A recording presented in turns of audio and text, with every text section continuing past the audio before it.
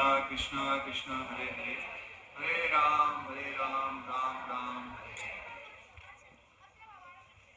बहुत बहुत धन्यवाद किशोर जी का, जिन्होंने मुझे यहाँ पे मौका दिया बोलने का। और जैसा कि रवि लोचन जी ने बताया कि बच्चों को भगवत गीता के प्रति इतना जागरूक देख के, इंटरेस्टेड देख के बहुत ही खुशी का अनुभव हो रहा है, बहुत ही अच्छा लग रहा है। भगवान कृष्ण ने ये भगवत गीता का ज्ञान वास्तव में कलयुग के लोगों के लिए दिया है, क्योंकि हमारे 4 वेद हैं, 18 पुराण हैं, 108 उपनिषद हैं, वेदांत सूत्र हैं, बहुत सारे ग्रंथ हैं, इतिहास है। इतना सारा ग्रंथ पढ़ने का टाइम नहीं है। अभी देखिए सब लोग जा रहे हैं धीरे धीरे करके, क्योंकि टाइम नहीं है लोगों के पास, बहुत कम समय है, बहुत बिजी है। तो उसमें भगवान ने क्या किया है, बहुत छोटा ग्रंथ दिया है भगवत गीता, केवल 700 श्लोक, 18 अध्याय 700 श्लोक। और शंकराचार्य जी इस भगवत गीता के बारे में बताते हैं, कहते हैं सर्वोपनिषदो गावो दोग्धा गोपाल नंदना पार्थो वत्स सुधीर भोक्ता दुग्धम गीता मृतम महत्। सारे शास्त्रों की तुलना एक गाय से की, और गाय का जो दूध है उसकी तुलना इस भगवत गीता से की है। ये भगवत गीता जो है सारे शास्त्रों का सार है। तो अगर कोई व्यक्ति इस भगवत गीता को अपने जीवन में ग्रहण करता है, अंगीकार करता है, तो उसका जीवन बहुत सरल है। जैसा प्रभु जी ने बताया, ना सोचती ना कांचती, उसके अंदर जो फालतू के जो इच्छाएं हैं वो चली जाती हैं, किसी भी प्रकार का भय होता है वो चला जाता है, कोई भी प्रकार का शोक नहीं रहता। ऐसा नहीं है कि भगवत गीता पढ़ के लोगों के जीवन में दुख नहीं आते। ऐसा कोई सोचता हो कि दुख आएंगे, भगवत गीता पढ़ेगा तो दुख नहीं आएंगे। नहीं, दुख आएंगे, क्योंकि ये संसार को दुखालय बताया भगवान ने। भगवान ने संसार की रचना किया और इस संसार का नाम दिया दुखालयम अशाश्वतम। यहाँ पे बहुत सारी मिजरीज हैं, और अगर कभी थोड़ा बहुत सुख प्राप्त भी हो गया तो क्षणिक है, टेम्परेरी। लेकिन अगर कोई व्यक्ति भगवत गीता पढ़ता है तो उसके अंदर करेज आ जाता है, जिससे कि वो जो दुख आएंगे उनसे लड़ सकता है। अभी समाज में 21वीं सदी की, यानी कि जो अभी समय चल रहा है, उसका जो सबसे बड़ा प्रॉब्लम है वो है लोगों को बहुत ज्यादा लोग डिप्रेशन में जा रहे हैं, बहुत सारे लोग डिप्रेशन में जा रहे हैं। उसका कारण यही है कि वो भगवत गीता पढ़नी है। अगर वो भगवत गीता पढ़ेंगे, एक भी भक्त वो डिप्रेशन में नहीं जाता। आपने नहीं सुना होगा कोई भक्त है वो खुदकुशी किया होगा, कभी नहीं करता, क्योंकि उसको जीवन का लक्ष्य पता है, उसको जीवन का महत्व पता है, मनुष्य जीवन मिला उसका महत्व क्या है।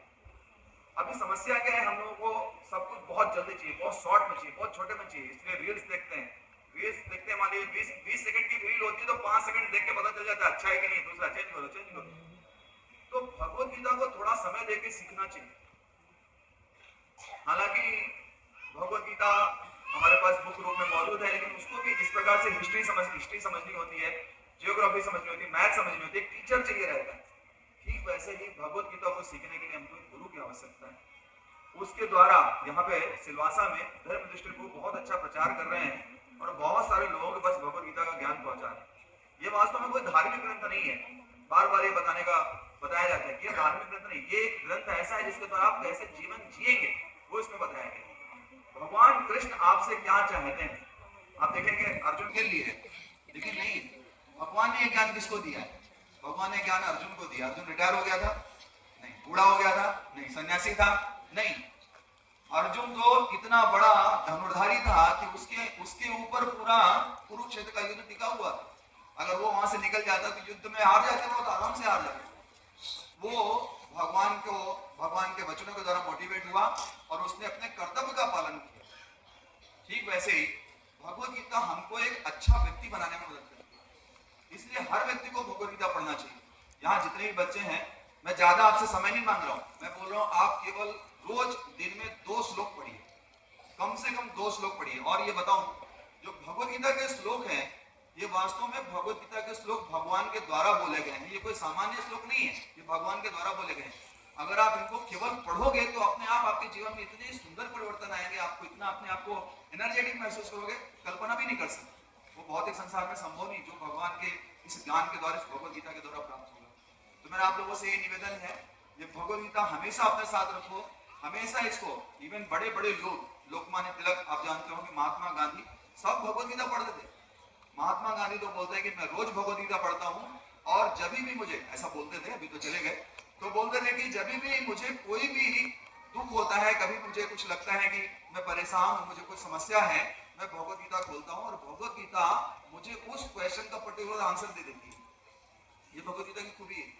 असल में वास्तव में ये शास्त्र कोई किताब नहीं है, ये एक व्यक्ति है जो हमसे बात करते हैं। जब हम भगवत गीता पढ़ते हैं तो भगवान कृष्ण हमसे डायरेक्ट बात कर रहे होते हैं।